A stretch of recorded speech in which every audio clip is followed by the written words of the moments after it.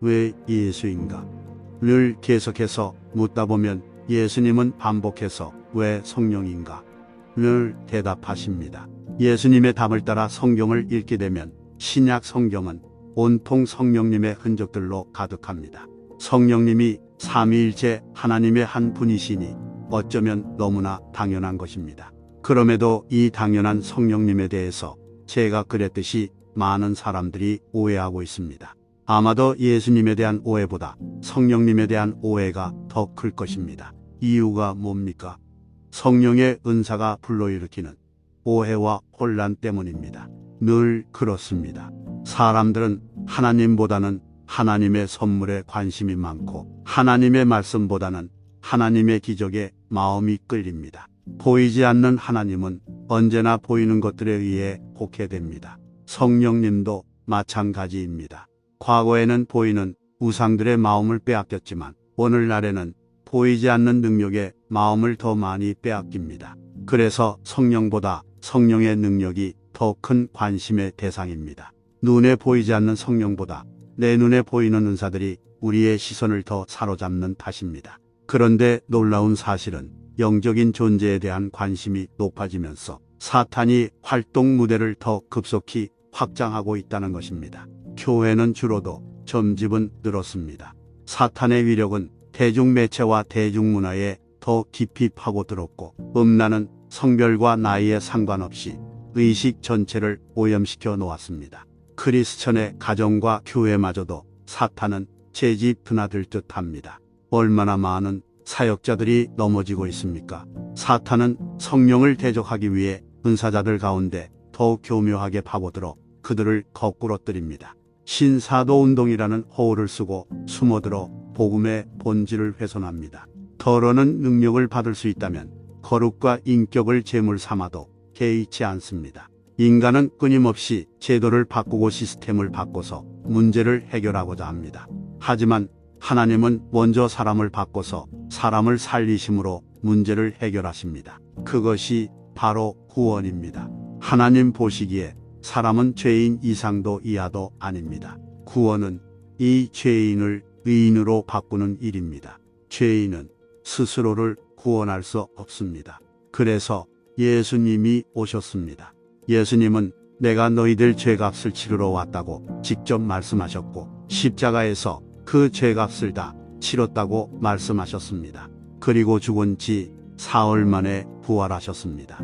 또 제자들로 하여금 예수님이 하신 약속을 생각나게 하셨습니다. 예수님은 제자들에게 아버지께 부탁드려서 보혜사 성령님을 보내주겠다고 약속하셨습니다. 왜 성령을 약속하셨습니까? 제자들의 능력으로는 끝까지 믿음의 길을 갈 수 없다는 걸 아셨기 때문입니다. 구원의 시작도 구원의 성취도 구원의 완성도 사람의 힘으로는 안 됩니다. 많은 종교들이 사람의 힘으로 구원에 이를 수 있다고 말하지만 구원은 하늘로부터 오는 선물이기에 예수님이 직접 이 땅에 오셨습니다. 그리고 예수님은 구원받은 제자들이 구원의 증인으로 살 수 있도록 성령을 보내주겠다고 일방적으로 약속하셨습니다. 예수님은 부활하신 후 제자들을 찾아가 그들을 절망에서 일으켜 세우신 뒤 예루살렘을 떠나지 말라, 약속한 것을 받을 때까지 기다리라고 명령하셨습니다. 언제까지 기다립니까? 성령 세례를 받을 때까지 기다려야 합니다. 성도는 성령 세례를 받을 때까지 교회에 머물러야 합니다. 그러므로 교회가 흩어지는 시간과 방법은 사람 뜻에 달려있지 않습니다. 성령님의 뜻에 달렸습니다. 오늘날 교회의 문제가 무엇입니까?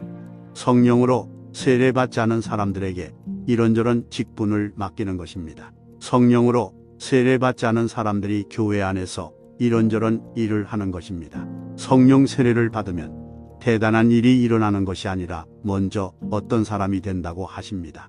바로 증인이 되는 것입니다. 크리스천이란 무슨 일을 하는 사람이기에 앞서 예수님을 증언하는 사람입니다. 증언의 내용이 무엇입니까? 복음입니다. 증언의 목적이 무엇입니까? 구원입니다. 예수님이 복음이고 예수님이 구원이기 때문입니다. 예수라는 이름이 하나님이 구원하신다는 뜻 아닙니까? 인간이 인간을 구원하는 것이 아니라 하나님이 구원하신다는 사실, 예수님의 죽음과 부활이 구원이라는 사실이 복음입니다. 오늘날 인간은 인간의 힘으로 구원할 수 있다고 생각합니다. 어떤 사람은 과학과 기술이 인간 세계를 구원할 수 있다고 믿습니다. 어떤 사람은 경제가 구원할 수 있다고 하고, 어떤 사람은 정치가 구원할 수 있다고 합니다. 또 어떤 사람은 문화와 교육이 인간을 구원할 수 있다고 하고, 심지어 알파고와 같은 인공지능이 인간 세계를 구원할 수 있다고 말합니다. 그래서 예수님이 필요 없다고 말합니다. 하지만 인간의 힘으로 구원을 힘쓴 결과가 어떻습니까? 가정이 어떻습니까? 사회와 국가가 어떻습니까? 어떤 구원이 일어났습니까? 거기엔 구원이 없습니다. 세상은 그러면 교회가 그 일을 할 수 있느냐고 묻습니다. 나는 교회만이 할 수 있다고 대답합니다. 사실 그것은 내 대답이 아닙니다. 예수님의 대답입니다. 거듭난 그리스도인들도 모두 그렇게 대답합니다. 그런데 한 가지 살펴볼 게 있습니다. 과연 교회란 무엇입니까? 오늘날 우리가 목격하는 교회를 일컫는 것입니까? 아닙니다. 사도행전에 나오는 교회를 말합니다. 사도행전적 교회란 예수님이 머리가 되고 성령 받은 크리스천들이 몸이 된 교회를 말합니다. 따라서 어떤 교단이나 교파에 속하고 제도가 된 교회를 말하는 것이 아닙니다. 예수님이 함께 하시는 교회, 예수님이 약속하신 성령님이 함께 하시는 교회를 말하는 것입니다. 그렇다면 지금은 교회가 희망이 될 수 없습니까? 아닙니다.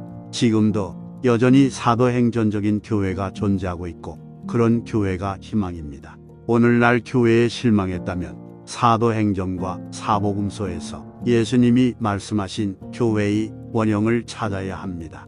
복음서는 교회가 어떻게 잉태되는지를 알려주고 있고, 사도행전은 교회가 어떻게 탄생해서 부흥하여 예수님을 증거했는지를 보여줍니다. 세상은 사도행전의 교회를 보고 놀랐고 거기에 충격을 받아 변화되었습니다. 성령이 오셔야 합니까? 성령이 오셔야 진정한 교회가 탄생하기 때문입니다. 하나님을 모르던 사람들이 귀하게 여기고 놀라고 충격을 받는 교회가 탄생하기 때문입니다. 성령님이 오신 진정한 교회는 예수님을 닮아 끝까지 변함없이 사랑할 수 있습니다. 그 교회를 보고 세상이 놀라며 예수님을 발견하게 될 것입니다. 나는 여전히 교회만이 세상의 희망이라고 믿습니다. 성령 세례를 받아 변화된 그 사람으로 인해 세상이 놀라고 충격을 받고 마침내 혼탁한 세상이 변화될 것이라고 믿습니다. 그러니 구원보다 큰 일이 어디 있겠습니까? 생명보다 소중한 것이 어디 있겠습니까? 영원한 생명보다 더 값진 것이 어디 있겠습니까? 세상의 모든 일은 구원에 비하면 하찮은 것입니다. 바울이 그리스도를 알고 나서 세상의 모든 것을 쓰레기로 여겼습니다. 그는 자기 자신조차 날마다 버려야 할 것으로 여겼습니다. 성령 받으셨습니까? 날마다 나는 죽고 날마다 그리스도의 새 생명으로 살게 될 것입니다. 그때 사람들이 제정신이 아니라고 조롱할지도 모릅니다. 그러나 기억하십시오. 미친 것은 내가 아니라 세상입니다. 세상이 미쳤고 세상 사람들이 제정신이 아닌 것입니다. 늘 우쭐거리지만 그만큼 불안한 사람들입니다. 늘 자랑하지만 그만큼 불만이 가득한 사람들입니다. 정말 불쌍한 사람들입니다. 나는 이 땅의 모든 성도들이 단 한 가지만을 구하고 받기를 바랍니다. 성령 세례입니다.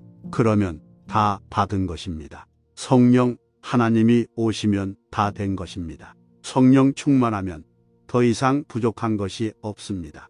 조정민 목사님의 말씀입니다. 이 메시지의 핵심 내용을 정리해 봅시다. 첫째, 예수님은 제자들이 구원의 증인으로 살 수 있도록 성령을 약속하셨고, 성령은 삼위일체의 세 위격 중 한 분입니다. 그러나 많은 사람들이 성령에 대해 오해하고 있으며 사탄은 점점 더 교묘하게 성령을 대적하고 뒤집어 엎고 있습니다. 둘째, 성령 세례는 예수님의 증인이 되고 충만한 그리스도인의 삶을 사는 데 필수적입니다. 사도행전의 교회는 예수님께서 말씀하신 교회의 원형으로 성령의 능력을 받은 그리스도인들이 그리스도의 몸이며 성령이 임하실 때 참된 교회가 탄생합니다. 셋째, 교회는 세상의 희망이며 성령 세례를 받은 사람에 의해 세상은 변화될 것입니다. 성령으로 충만하면 더 이상 부족한 것이 없고 예수님의 증인이 되어 끝까지 변함없이 사랑할 수 있습니다. 이제 이 메시지를 기억하며 함께 기도의 자리로 나아갑시다. 하나님 아버지, 우리는 오늘 당신의 아들 예수 그리스도를 통한 구원의 선물에 감사하는 마음으로 당신 앞에 나옵니다. 우리는 우리를 향한 당신의 크신 사랑에 겸손하며 우리가 당신의 증인이 되고 충만한 그리스도인의 삶을 살 수 있도록 성령을 보내주시겠다고 약속하신 것에 감사드립니다. 성령님을 더 잘 이해하고 그분의 충만함을 받을 수 있도록 우리의 마음과 생각을 열어주시기를 간구합니다. 주님, 우리는 종종 성령에 대해 오해하고 있음을 고백합니다. 우리가 진실과 거짓을 분별하고 주님께 시선을 고정할 수 있도록 주님의 인도와 지혜를 구합니다. 우리는 우리를 주님으로부터 멀어지게 하고 세상적인 욕망으로 우리의 주의를 분산시키려는 원수의 교묘한 계략으로부터 보호해 주시기를 기도합니다. 우리에게 성령을 부어주시고 주님의 능력으로 우리를 충만하게 하시고 일상에서 예수님의 증인으로 살아갈 수 있게 해주시기를 간구합니다. 주님의 임재에 대한 우리의 갈증과 목마름을 채워주시고 우리가 주님의 말씀에 충실하고 순종할 수 있도록 도와주시기를 기도합니다. 주님, 우리는 또한 교회 전체를 위해 기도합니다. 우리가 변화되어 세상의 빛이 될 수 있도록 성령의 세례를 새롭게 베풀어 주시기를 간구합니다. 우리는 주님의 백성이 하나 되게 해주시고 교회의 머리이신 예수님과 한 마음 한 뜻이 되게 해달라고 기도합니다. 성령으로 충만하고 겸손과 지혜로 이끌며 무엇보다도 주님의 뜻을 구하는 지도자들을 세워주시기를 간구합니다. 아버지, 끝까지 변함없이 사랑할 수 있는 용기와 힘을 주시고 항상 주님께 충성할 수 있도록 기도합니다. 주님과의 관계를 방해하는 모든 무게와 죄를 내려놓을 수 있도록 도와주시고 우리 앞에 놓인 경주를 인내하며 달려갈 수 있도록 도와주시기를 간구합니다. 우리의 기도를 들어주시고 끝없는 사랑과 은혜를 베풀어 주셔서 감사합니다. 우리가 주님의 성령으로 충만하여 주님의 이름을 영화롭게 하는 예수의 증인으로 살 수 있도록 힘을 주시옵소서. 예수님의 이름으로 기도합니다. 아멘.